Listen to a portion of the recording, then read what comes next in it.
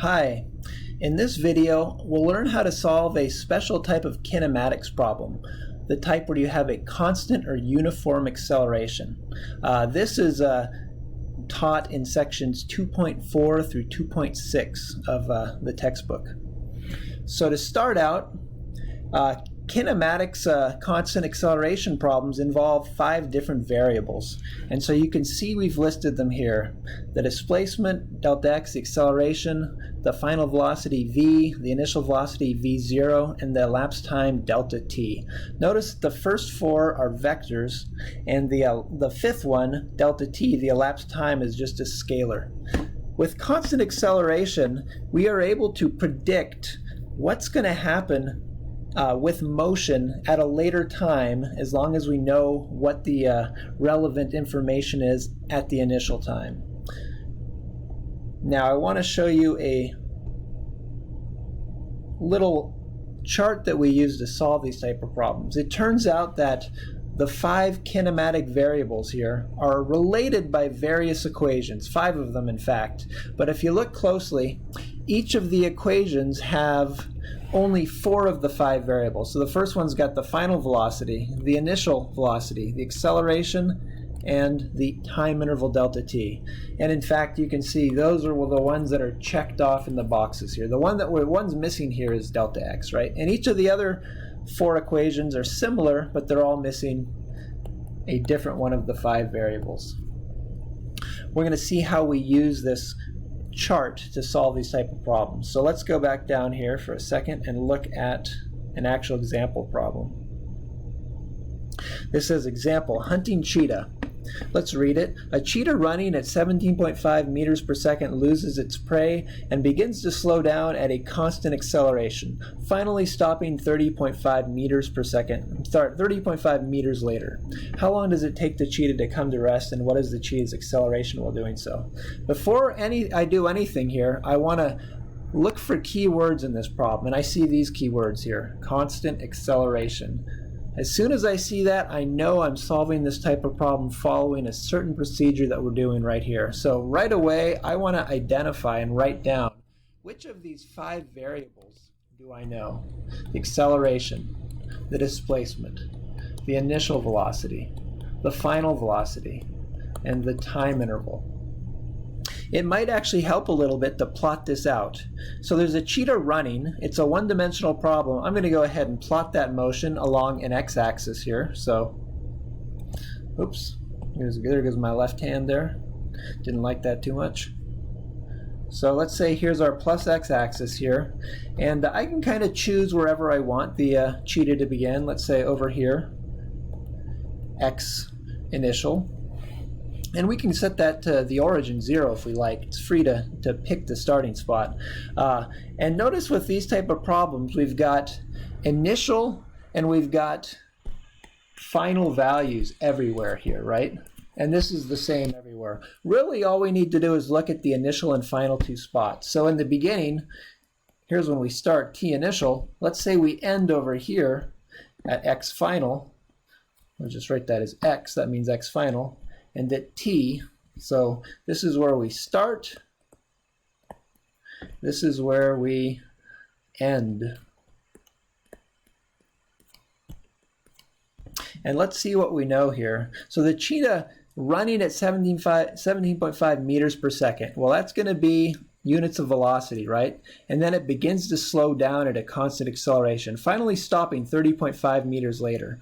Well, if we started at 0 here, then we've stopped over here, x final, 30.5. So we can go ahead and in our list of things here, let's put that right over here. Delta x, 30.5 meters minus 0 meters. That's just 30.5 meters, right? We know what that is there. Good. What else? What other information do we have? At the beginning here, what's our initial velocity? Well, the cheetah was running at this velocity initially, so it's initially 17.5 meters per second. Do we know anything about the final velocity over here? Here again, we need to look for keywords. Aha! It says finally stopping. The cheetah comes to a stop. What's the velocity when you stop? It's got to be 0. So we've got a few more things we can put in here. The initial velocity, 17.5 meters per second. The final velocity is 0. And you know what? What are we trying to solve for in this problem? How long does it take the cheetah to come to rest? How long? That's delta t. And we can assume that we start delta t initial 0. And what is the cheetah's acceleration while doing so? That's this over here.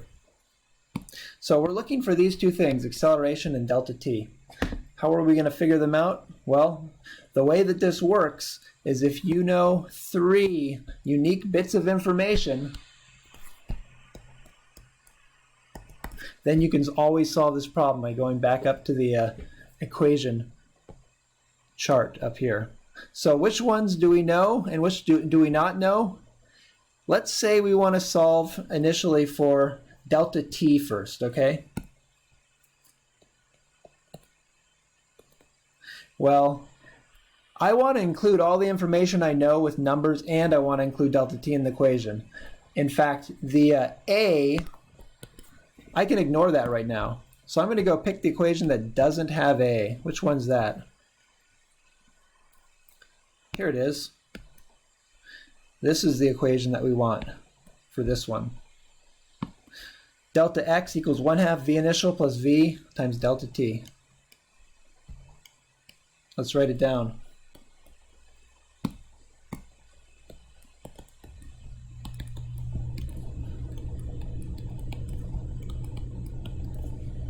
Now we're trying to solve for delta t, so we got to do a little bit of algebra here.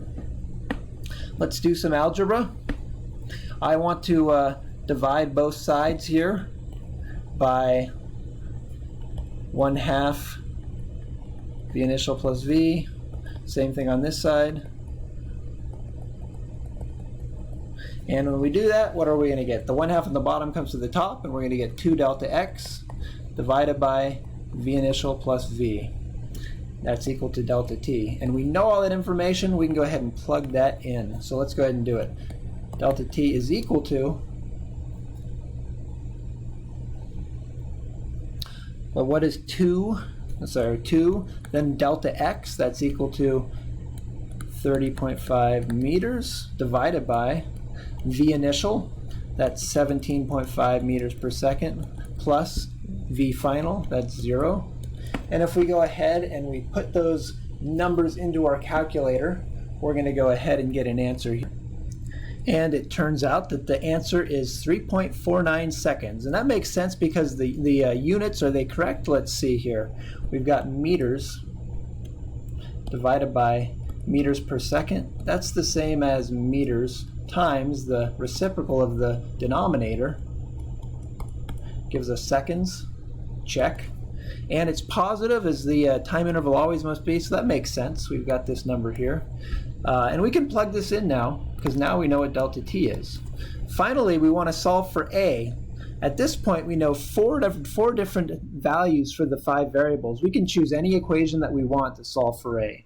So why don't we pick an easy one here? Let's see. How about the first equation? We'll go ahead and try this one. V equals v initial plus a times delta t. So to solve for the acceleration, we're going to use the equation v equals v initial plus a delta t. We need to do a little bit of algebra here, so we're going to solve for a here, right? Subtract v naught from both sides, and we're going to end up with a times delta t is equal to v minus v initial. Now we can divide by delta t, and we'll come up with an equation here. A is equal to final velocity minus initial velocity divided by delta t. Now, some of these might be zeros, and if they are, I just want to cancel them out right away. V final is 0. I'm going to write it just like that. That whole thing is 0. Don't have to worry about that term.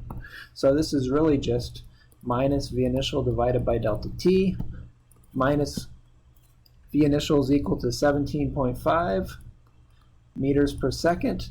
Delta t is equal to 3.49 seconds. And if we solve for this here, we will see that A comes out to be minus 5.02 meters per second squared. Now let's see if that makes sense.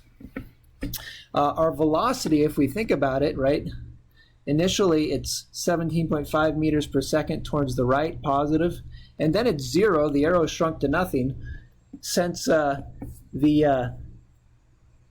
velocity, the speed, is getting smaller as time goes on, that means the direction of the velocity and the acceleration must be opposites.